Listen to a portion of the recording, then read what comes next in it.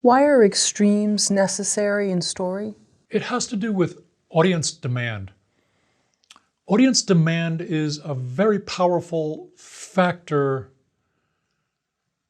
that the audience themselves are often unaware of. Audiences are very demanding. You go to the movies, you end up paying, $100 between the babysitter and the parking and the $12 for a popcorn. It's like, you want to go in there and want something to knock your socks off. You can stay home and watch the paint dry for free. You want whatever it is. If it's a romantic comedy, you want to come out of there feeling really wonderful. If it's a horror story, you want to be able to not go to sleep that night. If it's an action thriller, you want to be tripping on adrenaline when you come out of there. You want that, you need it. And the times when you can see audience demand most clearly is when you go into a movie and it doesn't deliver what you wanted it to. And look at your response afterward. It isn't like, too bad. It's like, I needed that. Come on, it's like, so it has to do with the nature of the medium, that it's an entertainment medium. It's the movies, it's a great TV show, it's a riveting play. And so extremes are just one aspect of making a story work so that it really knocks the audience for a loop, no matter what genre it is. It can be a brutal thriller or a wacko comedy, but it still has to work dramatically, and it still has to, basically the final effect of any script is the principal effect. It's like a magic spell or a hypnosis where it all comes together in the end.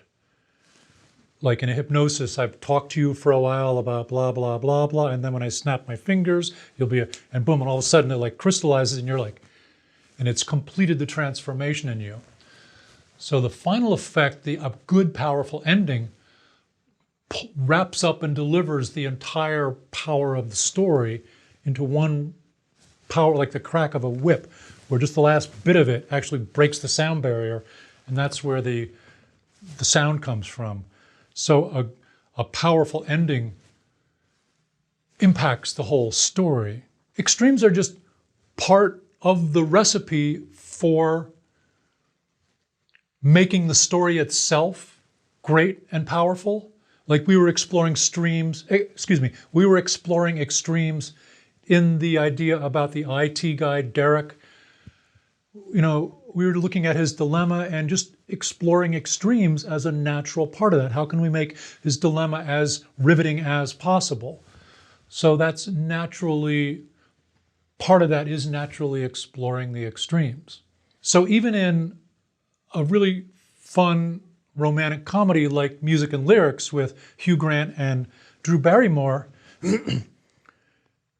it's fun, it's moving, it's enjoyable, you fall in love with them.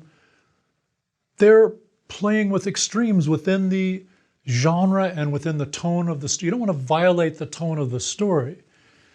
So you're not turning a thriller into a horror movie just to expand forever. It's a bubble. You want to not violate the tone of the story. So you're always conscious of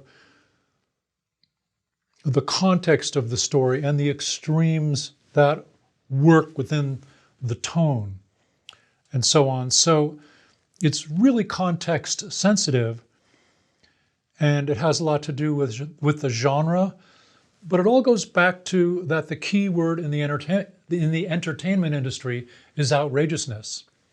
So whatever genre you're in, part of what you have to factor in is that it really is entertainment. Even if it's a tragedy, it has to be gripping and compelling and riveting. It's about getting the audience on the edge of their seat. And about, why do people go to the movies? What do people look for in a great TV series? What do you hope for when you go to see a play that's supposed to be great? Which is a lot about audience demand.